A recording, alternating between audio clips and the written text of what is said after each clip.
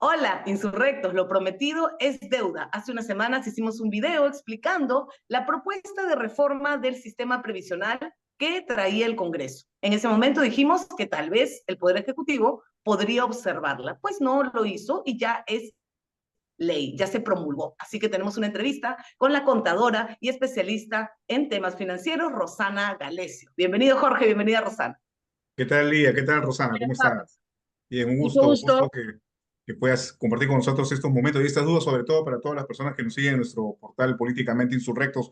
Rosana, se ha hablado mucho de esta ley o del título de esta ley, ¿no? Ley de modernización del sistema previsional de pensiones. ¿Es realmente esto una modernización? Han habido muchas críticas respecto, en primer lugar, a cómo se ha aprobado esto finalmente, pero sobre todo lo que incluye esta norma.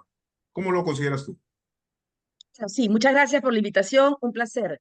En realidad, para mí, es una continuación de lo que ya tenemos y es una especie de un camino por recorrer de algunas opciones que han visto, que no necesariamente es una reforma.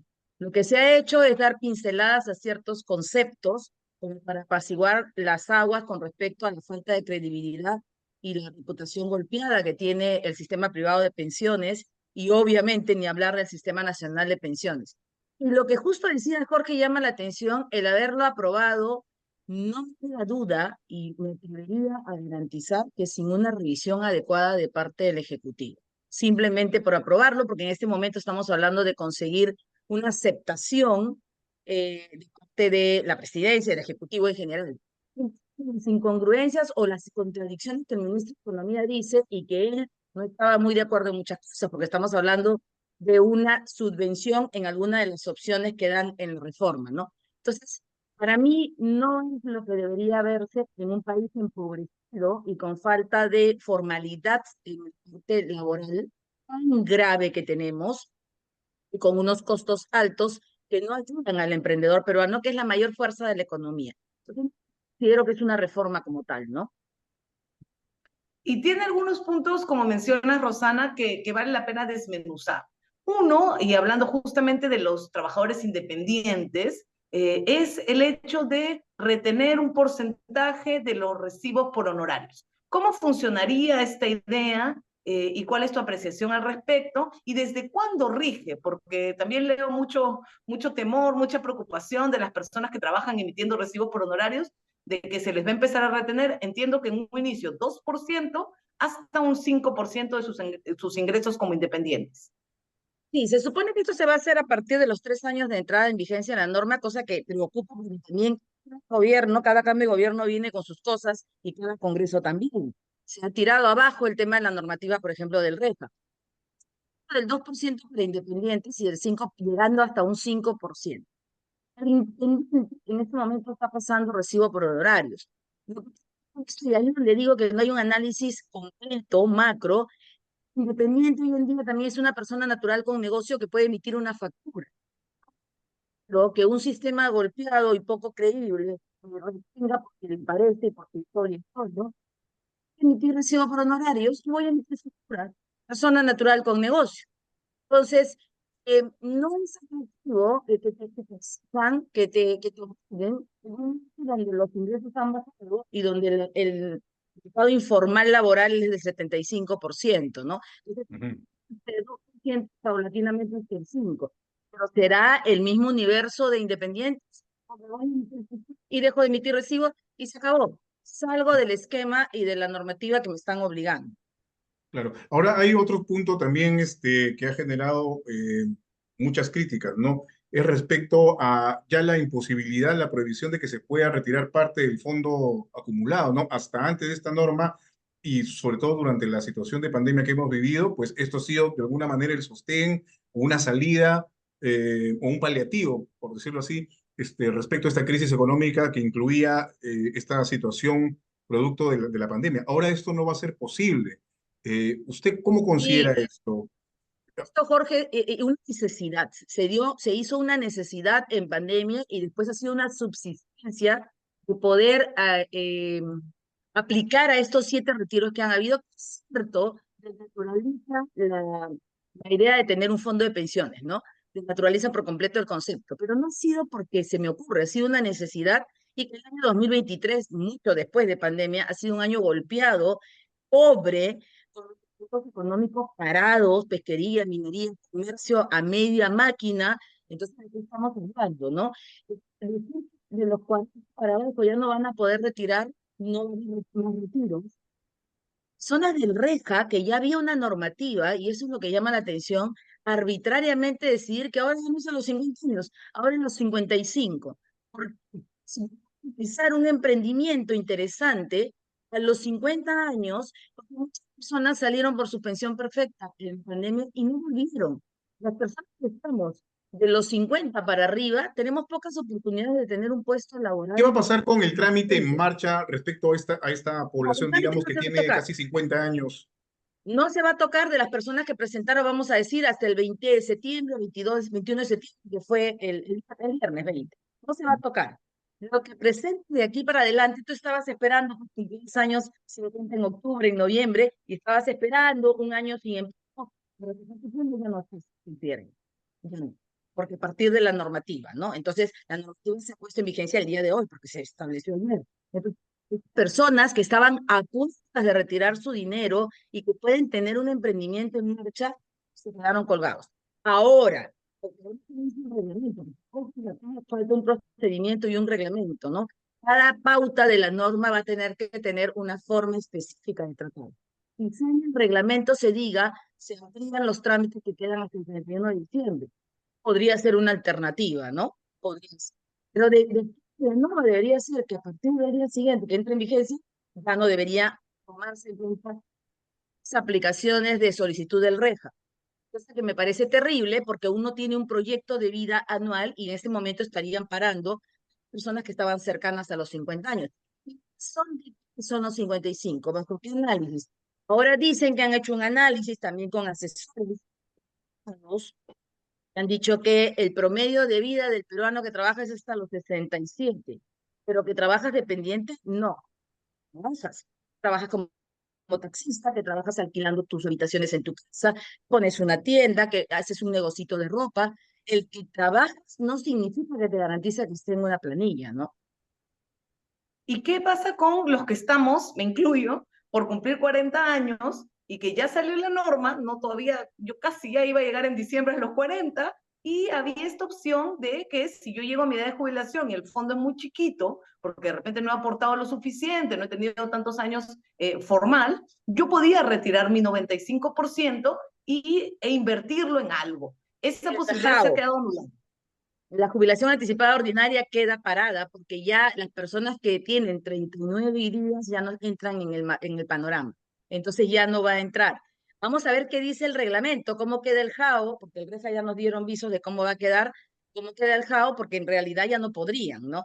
Entonces, eso es el tema de arbitrariamente decidir sobre lo que dice es mi dinero, cierto, de que es un fondo de pensiones, debería ser intocable.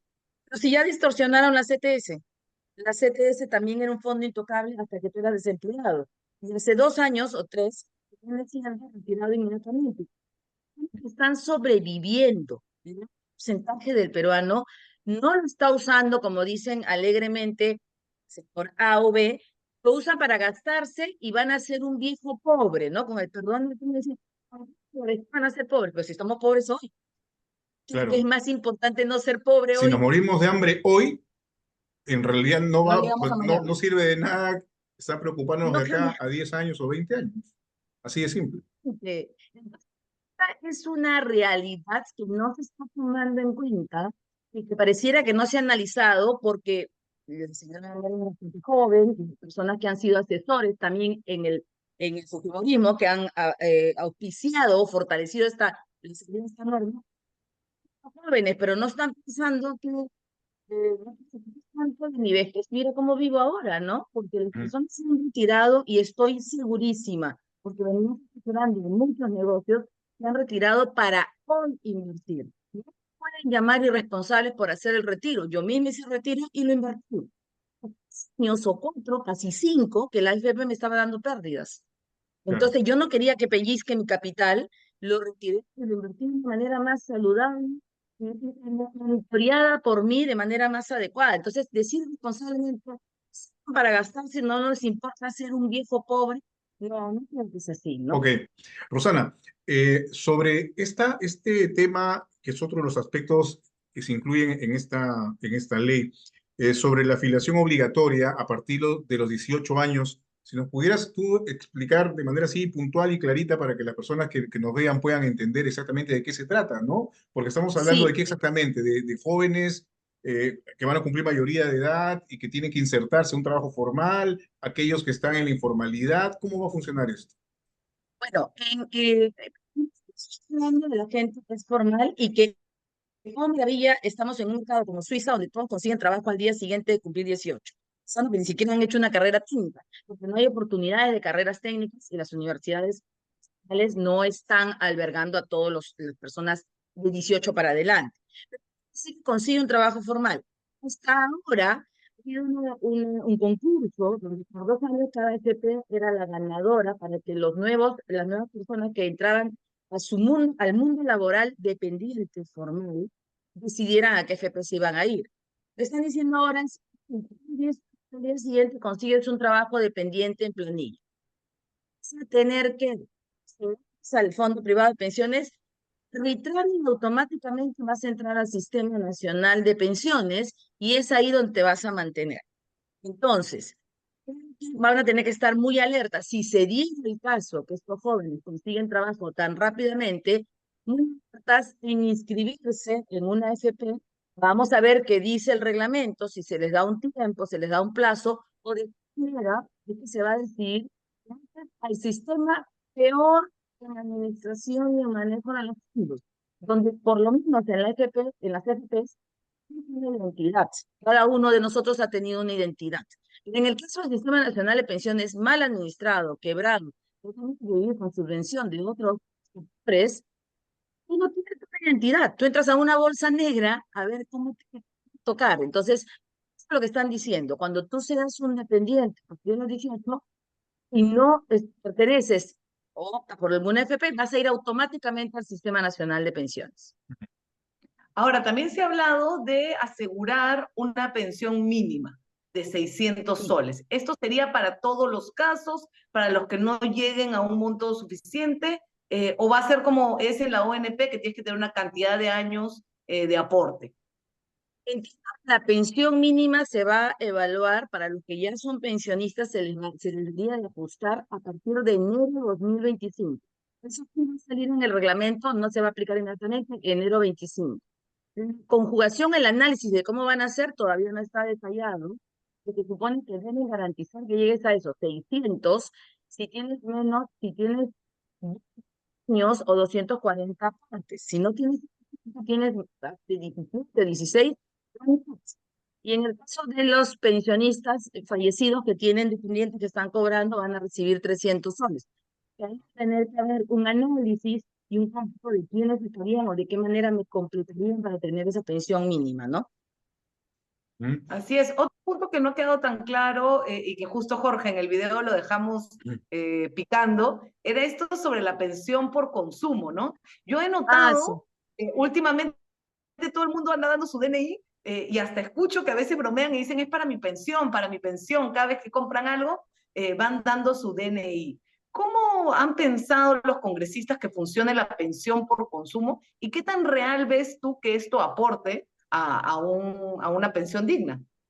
Sí, mira, ahí estamos combinando dos aspectos que son interesantes. El tema de pensiones y garantizar una pensión que va a estar subvencionada por una parte con la formalidad tributaria, porque en realidad cuando yo entro a una bodega y compro un chico, me deben dar una boleta, tienes 2 soles, te deben dar boleta de venta. Los locales como tiendas, tiendas de conveniencia de los distritos, restaurantes que dan menú, zonas que venden por Instagram, por las redes sociales, por Facebook, ropa, zapatos o cualquier cosa, no mandan necesariamente una boleta. ¿Cuál es la idea? Bajar de alguna forma al tema de la formalidad tributaria y hasta menos de 700 soles en consumo, una vez de tener boletas. Y no deben pasar las 8 ITs, 41.000 cachitos. Por ciento, que es el fondo previsional, 102 que lo van a considerar. Administrar, porque alguien lo tiene que administrar. Lo va a administrar el Sistema Nacional de Pensiones. Qué miedo. si lo va a administrar el sistema privado de pensiones, porque vas ahí, la SBS tendrá que dar una regulación para eso, porque ellos regulan las AFPs. Pero ¿de qué manera yo voy a garantizar eso? Y lo que falta me van a subvencionar el Estado. Me parece que han revisado la norma, han formado parte, el 1% del PBI. Garantizar que sí llegue a eso. Porque si yo voy a dar mi aporte por consumo, va a llenar en el sistema privado de los aportantes que tienen mayor sueldo y que van invirtiendo su dinero. Pero va a llegar al pobre realmente. Sabe que es al mercado de frutas. Vas a pedir boleta por cada naranja, papaya, fruta que compres, por el arroz, por el azúcar. No estamos acostumbrados, y tendría que haber una campaña fuertísima para decir, tienen que dar boleta. Y las personas, promedio, sobre todo clase media, ya están trabajando mucho con boleta porque tienen un proyecto de SUNAT de vincularlo incluso con tu tarjeta de crédito, con tu voucher, para exigir que te den boleta. Es una cultura tributaria preparada para que el pobre que va a comprar su azúcar y su arroz y su carne, su pollito, si tiene suerte por día, boleta, y las guarde. Muy bien. ¿Cómo las va a declarar? ¿Dónde? Hay que tomar en Sí. cuenta varios pasos, ¿no? Sí, definitivamente. En realidad, en los últimos 5 o 6 años se había instalado, incluso recuerdo, una comisión en el Congreso de reforma del sistema de pensiones. Finalmente eso quedó encarpetado. Ahora se ha aprobado Sí. esto desde la comisión permanente. O sea, hay varias cosas ahí que han quedado en la nebulosa. Y Rosana, muchísimas gracias más bien por habernos explicado un poco sobre este tema, ¿no? Que definitivamente nos atañe a todos, ¿no? Así no estemos dentro de un sistema formal de trabajo. Con lo que tú nos has explicado, pues obviamente sí tenemos que darle mucha mayor atención. Muchas gracias, Rosana, por haber estado con nosotros.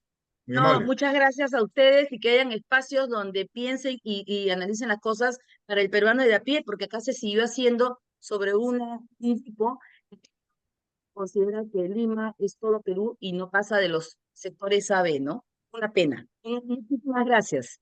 Listo, muy Muchas amable. gracias, Rosana, por el enfoque y, por supuesto, en Políticamente Insurrectos vamos a seguir tocando este tema, vamos a leer sus preguntas para tener una nueva sesión y de todos los detalles de este tema de las pensiones que es tan preocupante. Como dice Jorge, los que estamos en la formalidad, los que somos independientes, todos algún día vamos a llegar a la edad de jubilación y queremos tener una pensión digna. Vamos a ver si es que el MEF también recupera su presencia en este tema y dice algo, dice esta boca es mía también el Ejecutivo en este tema. Y por supuesto, cuando salga el reglamento, volveremos a tener a Rosana para los detalles de cómo se va a implementar Listo. esta ley.